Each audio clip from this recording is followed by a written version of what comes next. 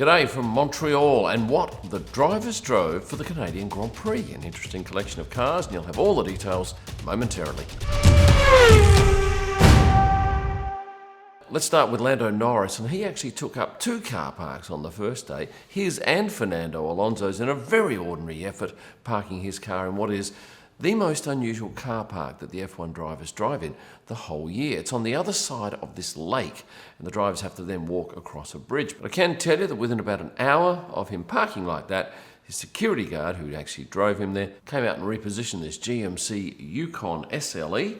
These start around $60,000 US. And Oscar Piastri was also driving the very same car.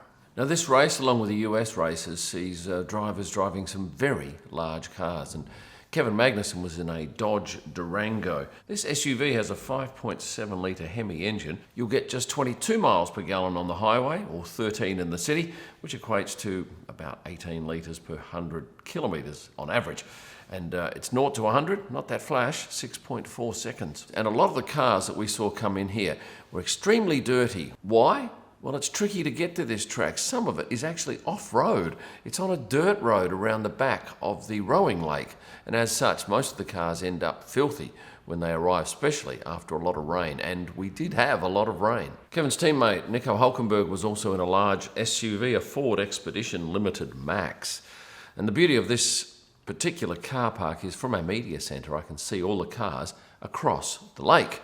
So if I see a driver roll up and get out, I can be down in the paddock in time to photograph him. And I can't think of another track that we get that luxury. Now at this point, I should say thanks to Surfshark. This is an app or a browser extension that downloads to your phone or your laptop. What does it do? Well, among other things, it keeps your online identity safe by encrypting your data to protect you from cyber criminals and big companies. You can also set up Surfshark so it can detect if your passwords are being hacked or used by other people. This is a game changer for someone like me with so many social media accounts. What I love about this is I can teleport myself virtually anywhere in the world, which gets me past region blocks. Like the other day, I wanted to watch a sport on an Australian streaming service. Surfshark allowed me to do just that. Now, if you need a VPN, and I think all of us do these days, simply click on the Surfshark link in the description below, enter the promo code KIM, and you'll get 4 months free. Now that is great news. Let's move on to the Williams drivers, and both of those driving comfortable, upmarket, but boring Mercedes, in this case the GLC 300. Now you might remember in one of my videos I mentioned Alex Albon intended to dump one of his departing social media crew into the drink on Sunday after the race, and I'd like to tell you I was down there to photograph it, but I wasn't. I never got the heads up. But I can tell you that this vision has emerged. This is Ben Taus leaving the team, and as such being thrown into the lake. Well, not so much thrown, but pushed. And a couple of you said on that video that I did post last week, why are you saying that? The guy will know. Well, he knew last week it was going to happen. And as you can see, he is not wearing any shoes. So he's actually taken a precaution there. Shall we talk about the Alpine drivers? And first up, Esteban Ocon, another big SUV, a Nissan Armada Platinum. And his teammate, Pierre Gasly, for the first couple of days drove the exact same car, which is a 6-seater full-size SUV. They start at about $56,000 in the US, although the Platinum version, which is the most expensive, bumps up to about $69,000. But then Pierre changed to something much smaller. This was a scooter, a Vespa GTS. Now, you might have seen this picture of Pierre arriving. I posted this on my Instagram on Sunday morning, race day, and he didn't even bother taking his helmet off because it was raining. So no point him having an umbrella, didn't need one. The Mercedes drivers were, as you can imagine, driving Mercedes. Lewis Hamilton in a GLE 63 AMG. The colour is interesting here. This is manufacturer Alpine Grey. It's a $1,700 US option on the car. You'll buy one of these in the US for about 128 grand. Does 0 to 100 Ks or 0 to 60 miles in 3.7 seconds. But his teammate, George Russell, in an EQE AMG SUV, parked similarly to Lando Norris on one of the days. George actually got out of the car, went into the paddock, and then I did notice that his trainer, Aleix Casanovas, actually reparked the car. And I said, what's going on there? And he said, well, George was just having a go at one of the Ferrari drivers. And I'm pretty sure it was Charles who was in the bay next to him. So he parked at an angle, so Charles would have very little room to get in to his car park. But Aleix thought, no, let's fix that up. And you might have seen that George also had a run-in with the law on one of the days coming in and was very nearly arrested. And I'll tell the story again if you didn't see my previous video. They changed the road layout on the way into the track on Saturday. So George thought he was doing the right thing by taking the same route he took the day before, but the police went absolutely crazy, came racing after him, demanded he stop, threw the book at him just about, and he managed to talk his way out of it. But it had a similar feel about it to the Scotty Scheffler incident. And I'm told that in the UK, only the sedan version of the EQE is available.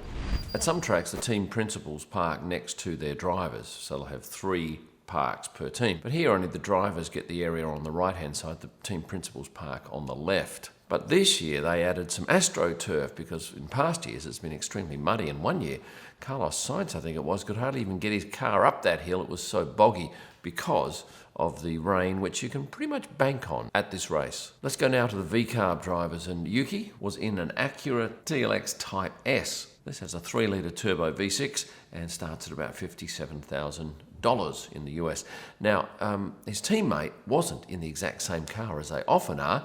He was in an absolute monster, an F-150 Raptor R. This has a supercharged V8 in it and has an extended range 36-gallon fuel tank. Does 0 to 100 or 0 to 60 for US in 3.9 seconds, and sounds magnificent. The engine is the Shelby GT500, like the Mustang Shelby, but has been modified for a truck. Starts at around $110,000. Now, almost certainly this is not a rental car. It's probably provided by Ford themselves. Moving on now to Aston Martin, both of the boys in DBXs. Now, did you know that this car comes in 15 different shades of green? The DBX 707 I'm talking about here. So it's a little bit hard to tell exactly which colour this is, but I'm going to go out on a limb and say it's probably podium green.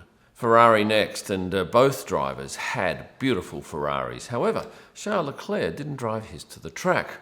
What's the story? Now, I spotted him on the Thursday night rolling up at the Ritz-Carlton. I was down there to film some content with fans, and beautiful yellow Ferrari. I'm thinking he'll drive that to the track. So you can imagine my surprise on Friday when I see him roll up in this white Chrysler Pacifica with no license plates. As he got out of the car, and he wasn't on his own, obviously, he had his trainer Andrea, his girlfriend Alexandra, along with one of his social media crew. And I said, what happened to the yellow Ferrari? And he said, too many people. Couldn't fit them all in.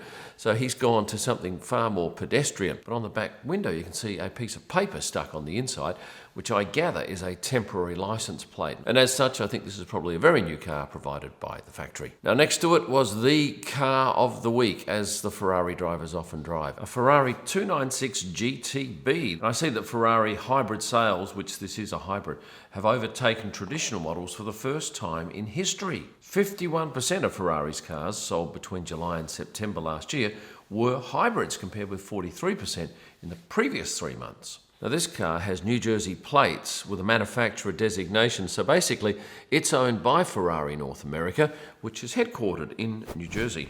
We've still got 4 more cars to go by my reckoning, one of which is not a car, Valtteri Bottas riding his bicycle into the track, while his teammate Zhou Guanyu was in a Ford Expedition Limited Max.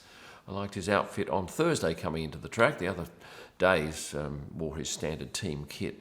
But he certainly takes it to Lewis when it comes to fashion, and only on a Thursday. And finally, the Red Bull drivers, with Max Verstappen driving a Ford F-150 Lightning version. This is America's best-selling vehicle for the past 42 years.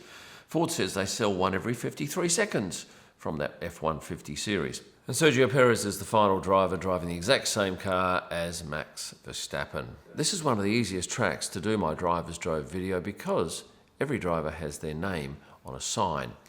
But I did see that after the race on Sunday, the fans who had gathered, well, they're not actually fans, I think most of these people work as marshals or in the circuit because they are allowed access to that area and get selfies and autographs as the drivers leave. One fella souvenired all of those signs. And at the same time I spotted that fella with all of the signs, I spotted this gentleman with a rather interesting hat, handmade from fiberglass. Well, we have a weekend off before heading to Barcelona for the next round. And Barcelona is one of the tracks that I think I can say with confidence that the McLaren drivers will be driving McLarens. We're going to have to wait to see if that indeed comes to fruition. Now, prior to you leaving me, would you please click the like button and subscribe for those who aren't subscribed so that you get a whole lot more of my content. At the moment, we're doing about 6 videos a week. And for a whole range of other content and merchandise, head here. Thanks for watching and stay passionate. At this point, I should say thank you to